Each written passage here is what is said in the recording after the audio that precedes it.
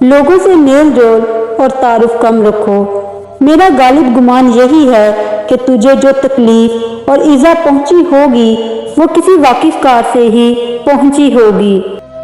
दुनिया को जिस्म की खातिर इख्तियार करो और आहलत को दिल के लिए। जो जालिम को हंदा पेशानी से मिले या मजलिस में जगह दे या इसकी दी हुई कोई चीज ले ले तो इसने इस्लाम की जंजीर तोड़ डाली और जालिमों के लिए मददगार में शुमार हुआ। मेरा जो अमल नेक जाहिर हो जाए मैं उस अमल को शुमार नहीं करता, क्योंकि जब लोग देख लें तो हमारे जैसे से एहलास नहीं हो सकता। तुम्हारे लिए बेहतरीन दौलत वो है जो तुम्हारे कब्जे में नहीं है, और कब्जा में आई हुई बेहतरीन वो है जो तुम्हारे हाथ से निकल गई है। इस उम्मत पर एक जमाना ऐसा आएगा कि मोमिन के लिए मुनाफिक का सहारा लिए बगैर जिंदगी में आराम ना मिल सकेगा।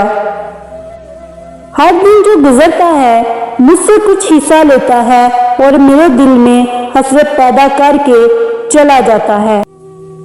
हरकत में बरकत होती है, इसीलिए ज़ाहरी हरकतें बातनी बरकत का सबब बनती हैं। रात दिल में एक किस्म की जलन है, दिल में दगदगा है, ज़मीर में इश्क, बातिन में बेचैनी और दिल में भड़कती हुई आग है। इल्म अल यकीन वालों के लिए इबादत है, अबूदियत ऐनुल यकीन वालों के लिए और अबूदत हक़ुल यकीन वालों के लिए। अपने इखलास पर नजर रखना मुखलिस के लिए नुकसानदेह है। इखलास लोगों की निगाहों से बचने का नाम है। जब गुनहगार रोता है तो यूं समझो कि इसने अल्लाह ताला को अपना पैगाम पहुंचा दिया। जब किसी बंदे पर इहकाम खुदावंदी की तकदीर जारी हो रही हो उस वक्त अगर वो तौहीद पर साबित कदम रहे तो ये इसकी इलामत है कि ताबियादारी इस बंदे को हासिल है। कमीना है वो जिसे अल्लाह ताला तक पहुंचने का तरीका ना आता हो और ना किसी से दरियाफ्त करता हो। जिस मैदान में खाना बड़ा हो उसमें हिकमत जागज़ीर नहीं हो सकती।